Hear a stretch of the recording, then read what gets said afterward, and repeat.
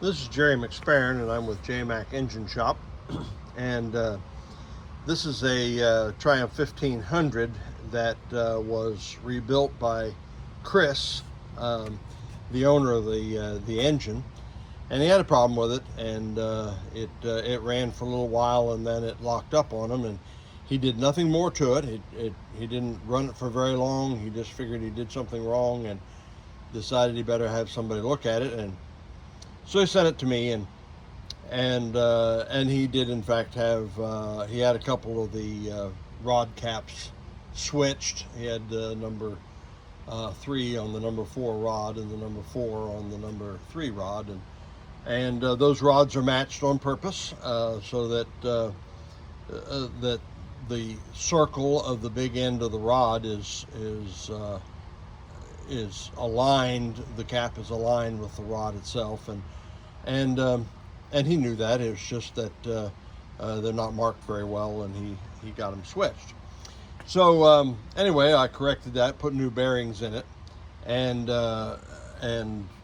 everything was good. Oil clearances were good on it. The crankshaft was not harmed at all. In fact, I couldn't tell that it had seized.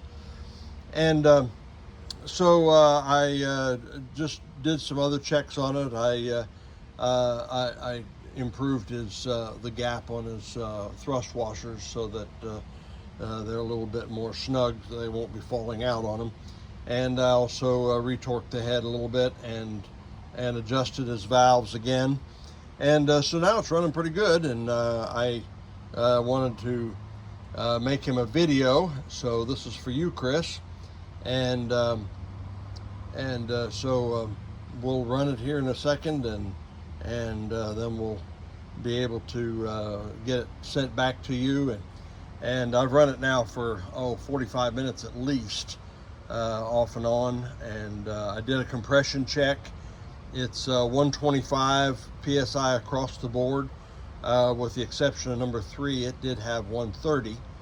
And I don't know what was done, what pistons are in it, how much they were roughed up with a hone, and I don't know how much breaking in will have to take place, but they are very consistent, and that's good.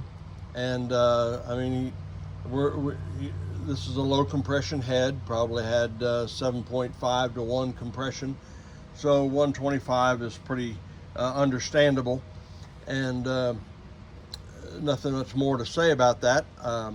Has a stock cam in it and so forth. So I'm going to start it up and let Chris hear it run, and appreciate you watching.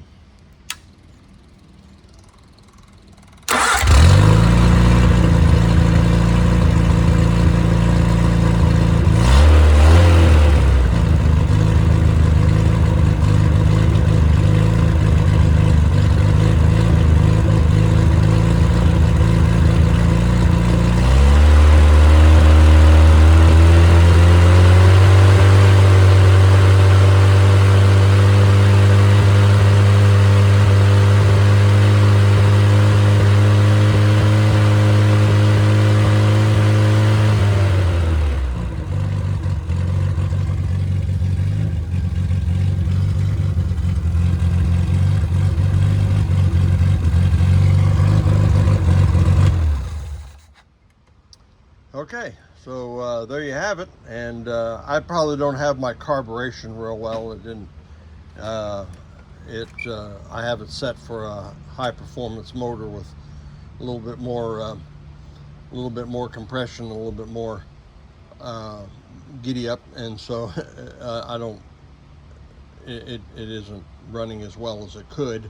But you'll put your carburation on it, Chris, and get it running. But I don't have any problem with it. I trust it for thousands of miles. So I think you're good to go. Thanks for watching.